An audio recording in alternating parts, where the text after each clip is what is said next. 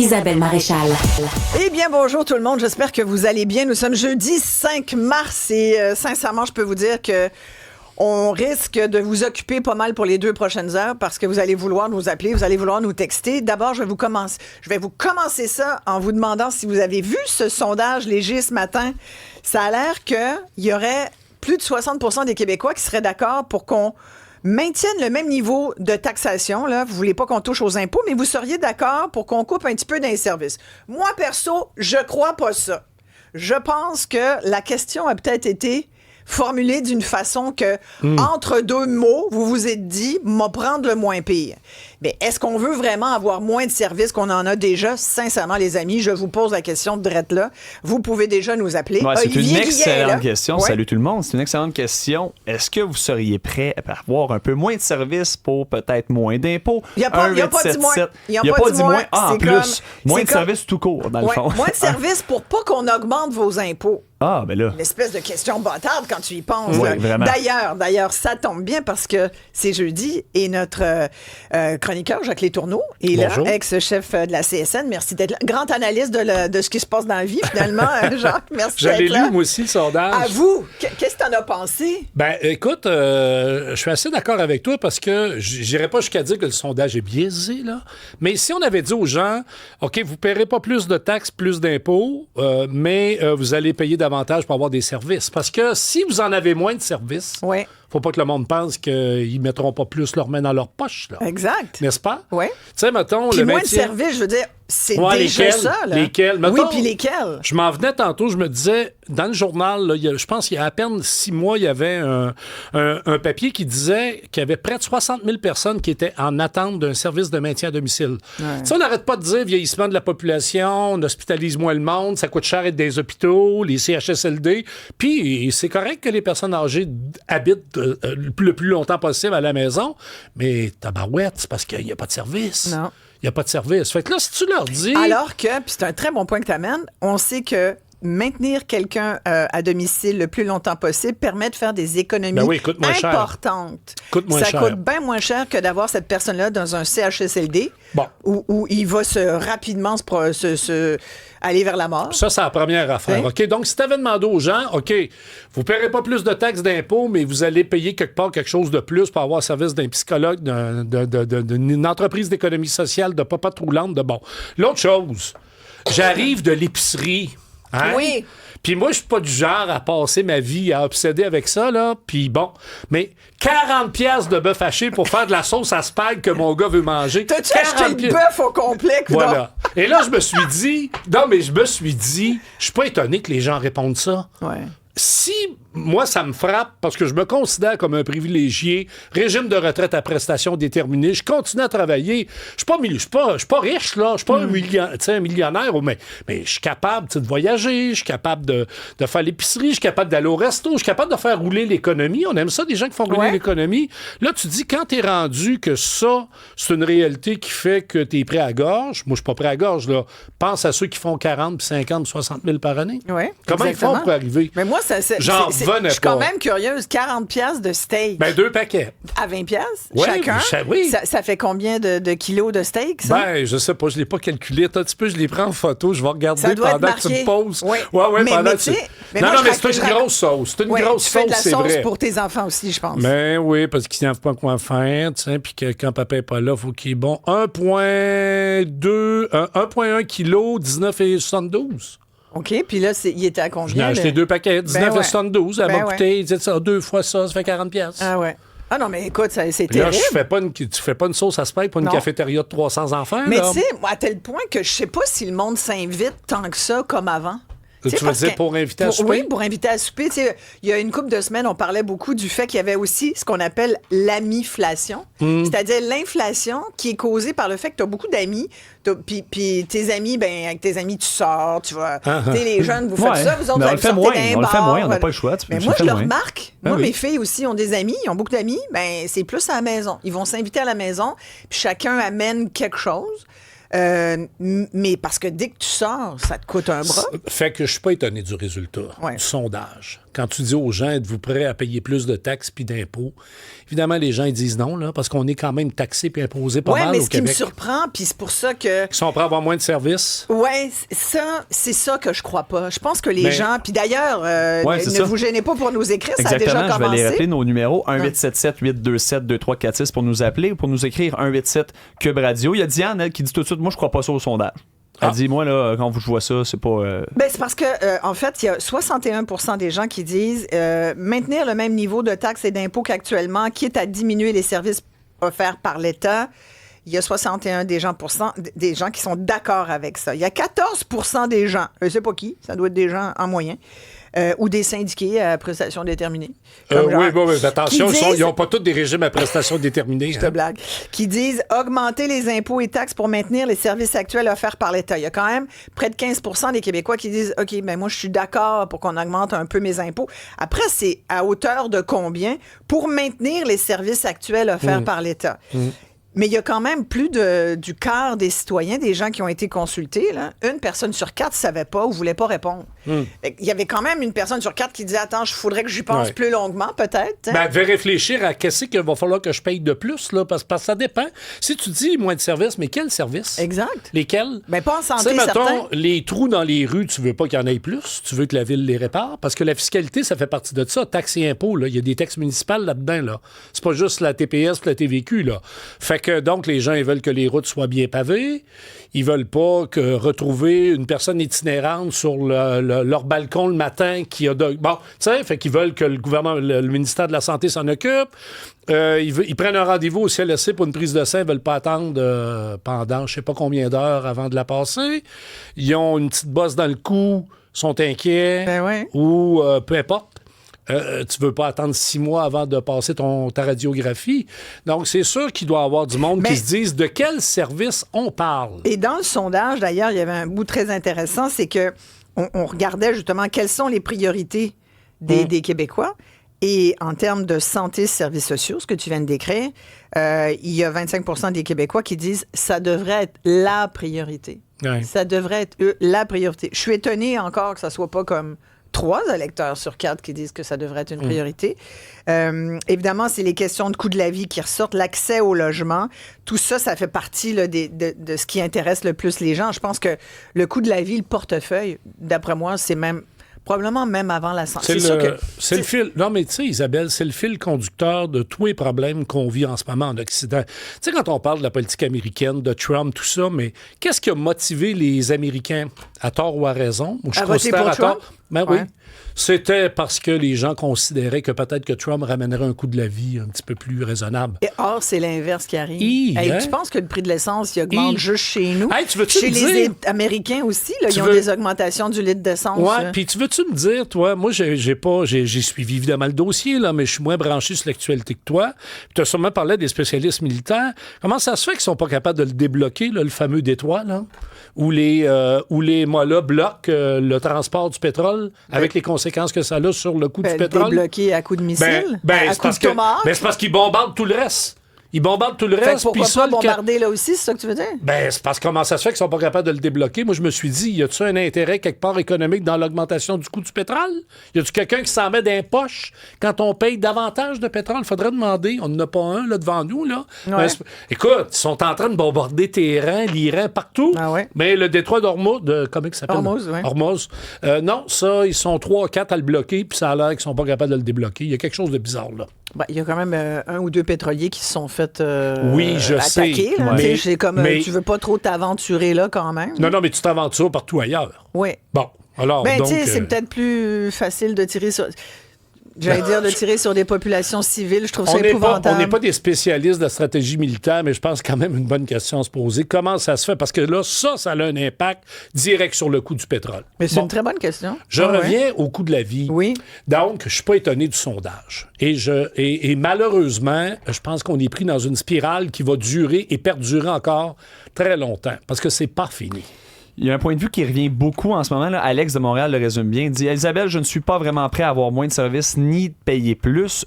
Je suis pour couper tous les services pour les demandeurs d'asile qui nous coûtent en ce moment des milliards, pour couper dans le gras et la bureaucratie. Bon. C'est vrai, puis ça revient beaucoup. Il n'est pas le seul à dire ça. Ils vont devenir membres de la CAQ et voter pour Bernard? Ben, on voulait justement aborder cette question-là aussi, parce qu'au même moment, effectivement, les gens regardent où vont les argents, on va dire ça comme ça.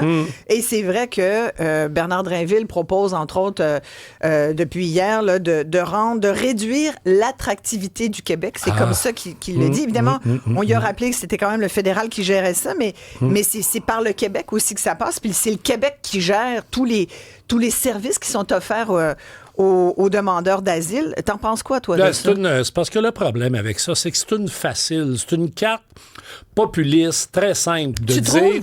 Mais c'est vrai en même temps. Mais j'aimerais ça qu'on sorte le bill. Ouais. Québec l'a sorti, M. Legault l'a revendiqué auprès d'Ottawa, et ça, je pense que ça se débat. Après ça, tu vas couper le réfugié, le demandeur d'asile, parce qu'il arrive ici dans des conditions qui sont quand même celles d'une personne qui est en difficulté. Un réfugié, c'est pas l'immigration économique, on s'entend, là. Et moi, je trouve que souvent, on traite de ces questions-là en jouant beaucoup sur cette idée que c'est bien facile de s'essuyer les pieds sur l'immigration parce qu'il n'y a pas personne au micro. C'est pas l'immigration. On parle ici du statut de réfugié. Tous les demandeurs d'asile, écoute, ils sont rendus 200 000. Oui, mais... On est capable d'en prendre, on en avait 60 000, 50 000. Il y a un problème de répartition à l'intérieur du Canada. De répartition, on les a toutes. Il y a un problème de répartition. Québec a raison. Québec a raison. Ben oui, mais il y a un aéroport à Toronto, à Montréal, puis bon, il y a une réalité géopolitique. Ça a pris combien d'années avant qu'ils gèrent Roxham? J'ai pas de problème avec ça, Isabelle. Je dis juste que je la trouve facile de faire de la politique là-dessus, alors que là, on n'est pas en train de parler de tarifs douaniers, on parle d'êtres humains. C'est juste ça que je dis. Oui, mais là-dedans, il y a des mauvaises personnes. On peut-tu le dire aussi? Il y a du monde qui rentre, qui sont pas des demandeurs d'asile véritables, qui sont pas des réfugiés politiques, qui sont juste des gens qui veulent fuir leur pays pour venir foutre le bordel ici. Ben oui, c'est alors que l'immigration fasse son travail. Mais je suis d'accord avec toi. T'es-tu d'accord que ceux-là, en plus, ils peuvent s'inscrire à un GMF, calvaire? Genre, je ne dis pas qu'il n'y a pas d'enjeu sur la question de l'immigration et des réfugiés. Je dis juste qu'elle est facile de proposer de couper l'aide sociale. 800 pièces par mois. 6 mois après leur arrivée, qui dit. 6 mois après leur arrivée, ou encore de dire qu'ils peuvent pas avoir une priorité par rapport à un CPE. Moi, si je faisais de la politique, ce serait pas l'angle par lequel je le prendrais. Comment tu le prendrais? Ben, je le prendrais par rapport à la responsabilité qu'Ottawa a. Ouais. C'est un gouvernement nationaliste là, qui essaie de revendiquer plus de pouvoir en immigration. Responsabilité d'Ottawa et surtout, comment le Québec peut gérer ces enjeux-là, y compris celui des réfugiés. Robert, je n'arrête pas de le dire que c'est la faute d'Ottawa, entre autres, quand on lui parle du PEC, du programme Expérience Québec, puis des malheureux Français qui sont venus ici, puis qu'on renvoie chez eux alors qu'ils font de la job, t'as pas besoin de leur apprendre à parler notre langue, ils la parlent mieux que nous parfois. Bref, tu te dis, voyons comment c'est géré cette place-là. C'est comme si c'était pas géré. Est-ce qu'on a Yvan Clich au bout du téléphone? Merci beaucoup, Justine, notre recherchiste, c'est formidable. Ta question. Yvan Clich, grand spécialiste en énergie, qu'on a eu d'ailleurs à l'émission ici, et sur ces questions d'énergie. Comment ça se fait qu'on débloque pas le détroit d'Ormuz? Voilà. Alors, merci beaucoup d'être là, Yvan. C'est la question de Jacques Letourneau, ex-chef syndical, qui se disait... Il regarde ça, Yvan, puis il se dit comment ça se fait là, qu'on bombarde partout. Donald Trump, Israël attaque l'Iran. Comment ça se fait qu'ils ne bombardent pas finalement le détroit d'Ormuz pour le libérer? Ça serait vite fait. Qu'est-ce que vous en pensez? Bombarder le détroit d'Ormuz, en fait, ce qu'il faut, c'est assurer le passage sécuritaire des bateaux. Et à son embouchure, là, la distance entre l'Iran et Oman, c'est seulement une 50aine de kilomètres, mais ce qui est praticable pour la circulation comme telle, c'est beaucoup moins. Donc, quand vous passez justement dans l'embouchure la plus étroite, là, vous vous donnez comme cible facile pour un missile iranien. Et il y a autre chose aussi qu'il faut savoir, c'est que les Iraniens peuvent mettre des mines également dans l'eau. Donc, ça complique énormément la situation. Puis d'autre part, il y a le nombre de bateaux. Les Américains n'ont pas assez de bateaux pour accompagner la centaine de navires qui, normalement, y circulent. Alors, tout ça, c'est d'une assez grande complexité logistique. Ça n'a jamais été fait. Et puis, également, les assureurs. Les assureurs vont peut-être dire, non, nous, on n'est pas à l'aise avec ce scénario-là parce que vous vous mettez quand même à risque d'être ciblé pour un attentat qui ferait couler le navire. Alors, tout ça, ça fait en sorte que c'est c'est pas aussi simple qu'on peut le penser. La meilleure solution, c'est véritablement un arrêt des hostilités. Oui, bien Puis sûr. Yvan Clich, Jacques, avait aussi une sous-question à ça, c'est-à-dire, il disait pourquoi, s'il ne bombarde pas le détroit pour le libérer, parce qu'il est fermé là, à toute circulation, puis je rappelle que c'est, vous le disiez l'autre jour, 20% du pétrole, 25% du gaz qui transite par là, donc c'est ce qui fait que les chaînes d'approvisionnement en ce moment sont dans un état de panique, puis qu'on paye le prix à la pompe avec des augmentations ici là, qui varient selon les régions, mais moi hier à Montréal, ça m'a coûté 1,71. Fait que, tu sais, ça va vite. Ça va vite, là. Fait que, Yvan, est-ce que, puis la question de Jacques, je sais pas si tu t'en souviens, mais c'était de dire, oui, est-ce qu'il y a des intérêts? Très bien. Ben oui, y a-tu des intérêts à l'augmentation du prix? Il y a du monde qui se met de l'argent dans les poches, là. Ça paye pour qui, en ce moment? Ça paye à qui? Qui a intérêt que le détroit soit fermé? Ben, c'est sûr que pour les compagnies, les producteurs qui sont hors de la région, notamment, évidemment, les États-Unis, c'est un âge d'or là, ou une période dorée les prochains jours, les prochaines semaines. Les producteurs américains vont faire beaucoup plus d'argent. Les producteurs aussi, les autres producteurs qui sont hors de cette zone où se produit 20% du pétrole dans le monde vont évidemment profiter énormément de la hausse des prix. Je vous rappelle qu'en 2022, il y a eu une hausse substantielle des prix du pétrole et les compagnies américaines et d'autres compagnies ont fait des profits records. Ce sont des compagnies qui existent depuis plus d'une centaine d'années et ils ont eu leur meilleure année de leur histoire en 2022 lorsqu'il y a eu une augmentation importante des prix du pétrole suite à l'invasion russe de l'Ukraine. Donc, c'est clair que pour le moment, les compagnies qui sont des productrices de pétrole hors de la zone du détroit d'Ormuz, ben c'est sûr qu'ils vont en profiter parce que leur produit va être d'autant plus recherché, donc ils vont pouvoir vendre le baril à un prix beaucoup plus élevé. Ouais. Le prix de l'essence, là, il avait atteint, je pense, le 2 si je ne me trompe pas. C'est bien ça? Oui, le prix de l'essence avait atteint le 2 pendant quelques temps suite à l'invasion russe de l'Ukraine. Donc, c'est clair qu'on se dirige dans une trajectoire tout à fait similaire d'une hausse des prix de l'essence. Évidemment, tout ce qui circule, ben, ça va être plus cher en termes de kérosène pour les avions, de diesel pour le camionnage longue distance, d'essence pour nous tous. Alors, ça veut dire que ça va se répercuter sur le prix à l'épicerie et ça va se répercuter sur les prix dans son ensemble. On a eu une inflation assez substantielle à 9 en 2022. On n'avait pas vu ça depuis de très longues années. Et encore une fois, on est probablement dans une trajectoire similaire si la situation perdure encore quelque temps. Moi, j'avais le goût de réagir, Isabelle. Merci, M. Clich, pour votre réponse. C'est super intéressant. Mais dans le fond, ce que ça veut dire, c'est que sur le plan économique, c'est moins pire de bombarder Téhéran que de bombarder le détroit d'Ormuz. C'est ça que ça veut dire. Hein? Que Téhéran, il n'y en a pas d'enjeu économique, à part les enjeux politiques, faire tomber le régime. Mais quand il s'agit d'intérêts économiques, il l'a bien expliqué, là. Il y a quand même des assureurs, il y a des compagnies pétrolières, il y a du transport de pétrole. Ouais. Puis il y a des défis géostratégiques et politiques parce que c'est étroit, tout ça. Ça donne quand même une bonne idée. Et il y a quelqu'un, quelque part, sur l'augmentation du prix, qui s'en met dans les poches. C'est pas toi puis moi. C'est certain. Ça, c'est sûr. Yvan Clich, peut-être là-dessus, oui. Je voudrais quand même apporter une petite nuance ici. Pas une contradiction du tout. Vous pouvez nuancer, Non, vous avez le droit. Je prendrai pas ça personnel. Gênez-vous pas, Yvan, là, allez-y. Oui, le prix de l'essence, c'est corrélé directement à la popularité d'un président aux États-Unis. On approche des élections à mi-mandat. Il y a déjà eu une grosse augmentation des prix de l'électricité aux États-Unis suite à la hausse de la demande consécutive là au centre de données, l'intelligence artificielle. Et s'il y a des prix de l'essence, si on ajoute une couche avec une hausse des prix de l'essence, ça sera pas bon pour la réélection de Donald Trump. Et il y a une chose qui reste vraie, c'est que les intérêts, même si M. Trump est très un grand soutien à l'industrie pétrolière, qui lui rend bien avec des grandes contributions électorales, il reste que leurs intérêts ne se croisent pas parfaitement. Eux veulent des prix du pétrole beaucoup plus élevés, bien sûr. Il leur faut au moins au bas mot un prix à 50-55 $ pour pouvoir vraiment forer avec des bénéfices. Mais M. Trump, lui, veut l'inverse, parce que si les prix de l'essence sont bas, c'est bon pour sa popularité. Puis il en a fait lui-même une promesse de baisser de moitié les prix de l'essence aux États-Unis.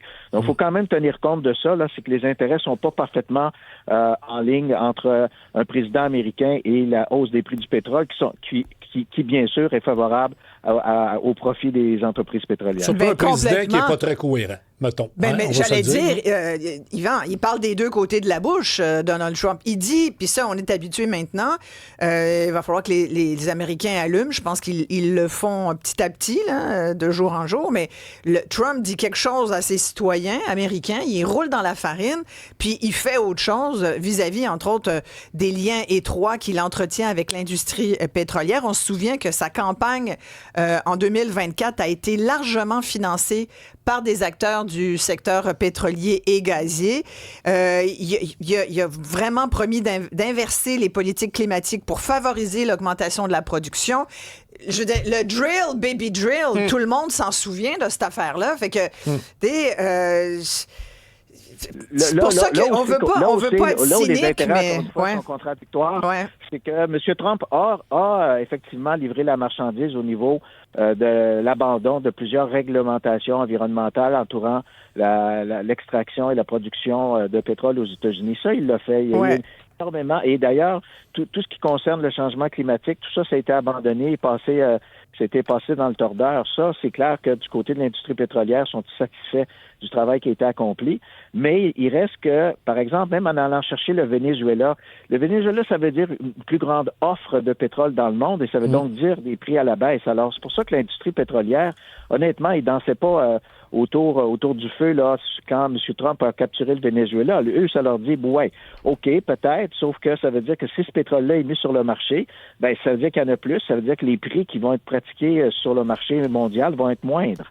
Donc, pas complètement un alignement parfait entre les intérêts, encore une fois, politiques de M. Trump et les intérêts économiques et financiers de l'industrie pétrolière. Mais Yvan, vous parlez du Venezuela. Il n'a pas dit récemment là, que son nouvel ami et partenaire, le Venezuela, qui a quand même pas mal pris d'assaut, venait de lui envoyer plus de 80 millions de barils de pétrole.